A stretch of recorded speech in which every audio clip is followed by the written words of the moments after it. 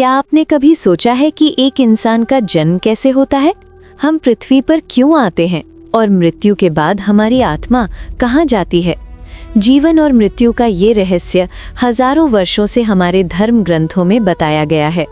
कहा जाता है कि जब किसी जीव का नया जन्म निश्चित होता है, तब उसकी आत्मा माता के गर्भ में प्रवेश करती है। धीरे धीरे 9 महीनों में एक शरीर बनता है और फिर एक नया जीवन इस संसार में जन्म लेता है। इस स्थान को कहा जाता है पृथ्वी लोक। यही वो लोक है जहाँ मनुष्य अपने कर्म करता है और अपने भविष्य की दिशा तय करता है।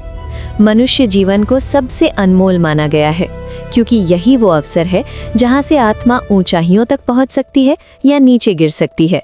हमारी हर सोच, हर कर्म, हर निर्णय आगे की यात्रा तय करता है।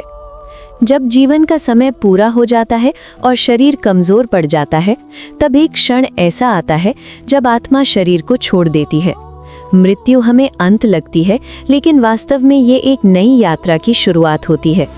धार्मिक मान्यताओं के अनुसार मृत्यु के बाद आत्मा को यमदूत लेकर जाते हैं न्याय के स्थान पर, जहाँ कर्मों का हिसाब होता है और न्याय करते हैं यमराज।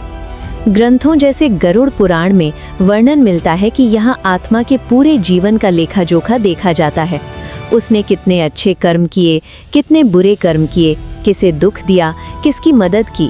यदि मनुष्य ने अपना जीवन दया, सत्य, सेवा और प्रेम में बिताया हो, तो आत्मा को स्वर्ग लोक प्राप्त होता है।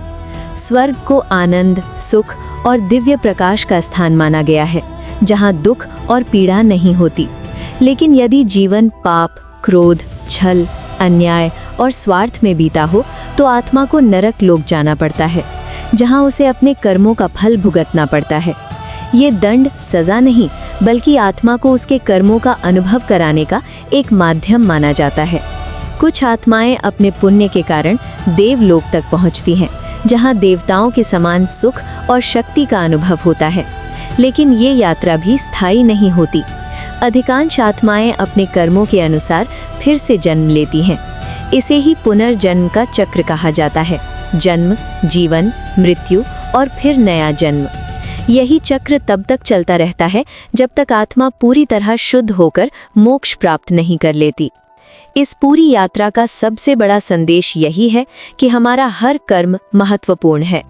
आज हम जो करते हैं वही तय करता है कि हमारी आत्मा कल कहाँ जाएगी। इसलिए कहा गया है, अच्छे कर्म ही इंसान की सबसे बड़ी संपत्ति है, क्योंकि यही संपत्ति मृत्यु के बाद भी हमारे साथ जाती है।